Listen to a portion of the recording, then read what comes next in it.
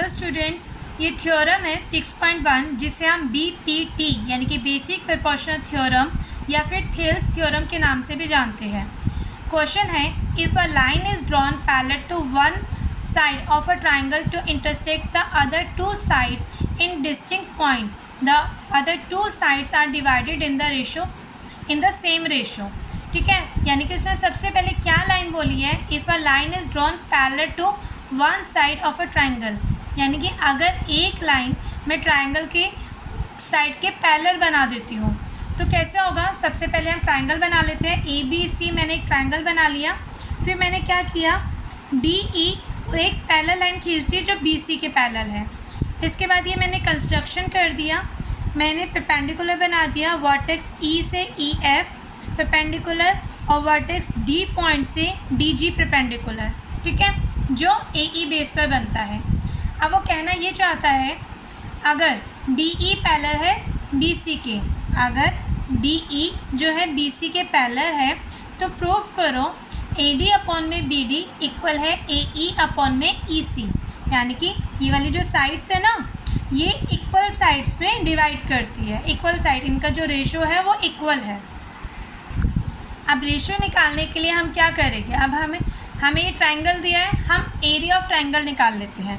लिखते हैं area of triangle ADE equal है हाफ बेस है जो मेरे पास AD, half base into height. Height क्या है मेरे पास EF। ठीक है, ये मेरा फर्स्ट पॉइंट हो गया।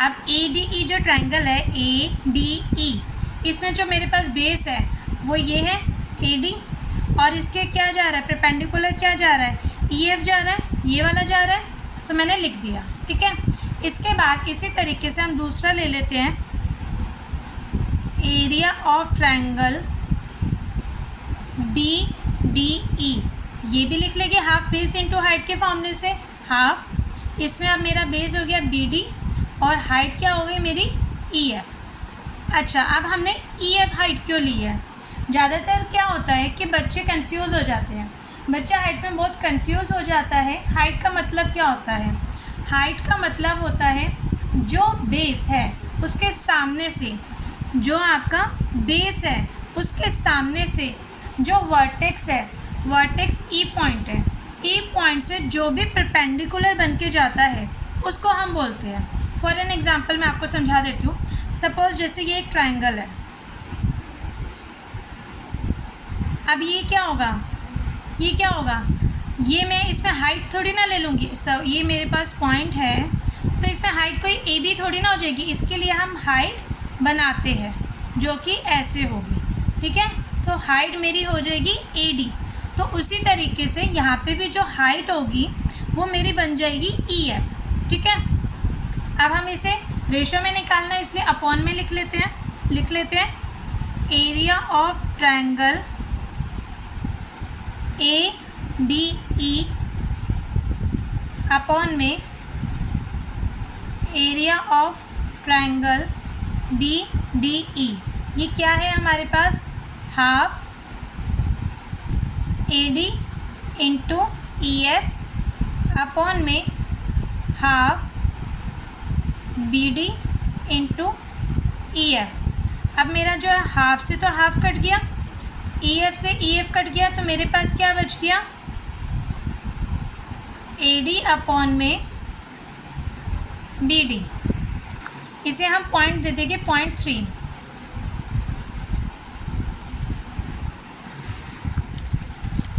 अब क्या है, जो काम हमने लेफ्ट हैंड साइड पे किया था वही काम अब हम राइट हैंड साइड पे कर लेते हैं। अब हम लिख लेते हैं एरिया ऑफ ट्राइंगल ADE। अब क्या हो जाएगा मेरे पास, हाफ बेस इंटू हाइट यानी कि AE इंटू DG। अब हाइट में तो कोई कन्फ्यूज़न नहीं होगी, हमें पता ही चल गया है बेस के सामने जो वर्टेक्स होता है या उससे परपेंडिकुलर जो बनता है बेस पर, वही हमारी हाइट होती है। दूसरा हम ले लेंगे area of triangle ECD, formula वही रहेगा, हाफ बेस इंटू हाइट। अब यहाँ पे हाफ बेस क्या है हमारे पास EC और हाइट क्या है DG। ठीक है, हाफ से हाफ कट गया, DG से DG कट गया, हमारे पास अब यहाँ पे क्या बच के रह गया AE अपॉन में EC, AE अपॉन में EC। इसे हम पॉइंट दे देंगे 4।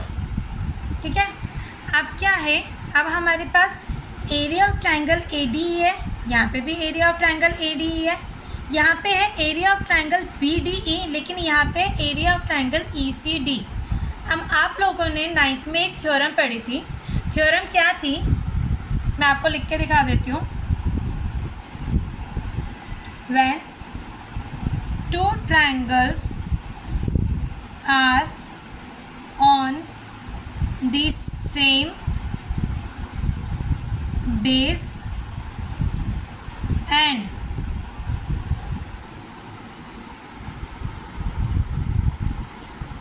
between the two parallel line, hence area of triangle BDE equal है एरिया ऑफ ट्रायंगल ECD।